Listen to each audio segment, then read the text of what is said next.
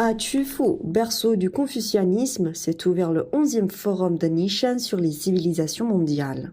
Dans un monde marqué par les conflits et la méfiance, la pensée confucéenne inspire une nouvelle forme de dialogue. Pour le chercheur argentin Eduardo Daniel Oviedo, le confucianisme répond aux défis mondiaux actuels. Sur le plan économique, on assiste à une résurgence du protectionnisme commercial.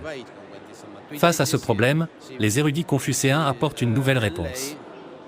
D'un point de vue politique, tous les pays continuent de rechercher leurs propres intérêts. Cependant, du point de vue confucéen, la recherche des intérêts est différente, elle vise le principe moral plutôt que le profit, ce qui donne naissance à la conception de la justice et du profit. Cette conception n'existe pas à l'étranger, car les autres pays recherchent le profit et non la justice. Le confucianisme propose des solutions aux défis mondiaux, d'autant plus que le confucianisme ne s'oppose pas aux civilisations occidentales. Au contraire, il existe des valeurs partagées qui permettent une résonance. Les idées pédagogiques de Confucius, notamment celle de l'éducation pour tous et l'enseignement adapté aux capacités de chacun, me semblent très inspirantes dans le contexte actuel du développement mondial de l'éducation, en particulier pour les pays du Sud. En outre, certaines de ces idées sur l'éthique ont également une importance capitale pour la construction d'une nation et d'un monde harmonieux. Au-delà des enjeux mondiaux, la pensée confucéenne est aussi une passerelle vers une meilleure compréhension entre les civilisations.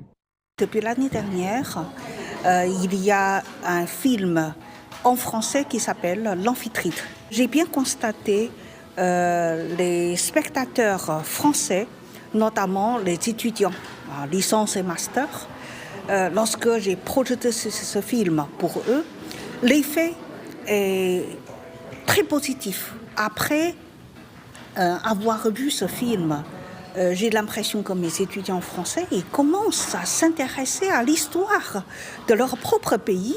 Pareil pour nos étudiants chinois, et ils s'intéressent aussi à l'histoire de la dynastie des Qing. Et donc, grâce à cela, ils s'intéressent petit à petit à des choses beaucoup plus approfondies, par exemple la pensée confucienne ou autre chose. Donc, ils commencent par des contacts de plus en plus proches et ensuite, ils s'intéressent à des choses beaucoup plus de haut niveau, etc. À Nishan, les civilisations ne se confrontent pas, elles dialoguent. Et la sagesse de Confucius, vieille de plus de 2000 ans, continue d'illuminer les routes du monde contemporain.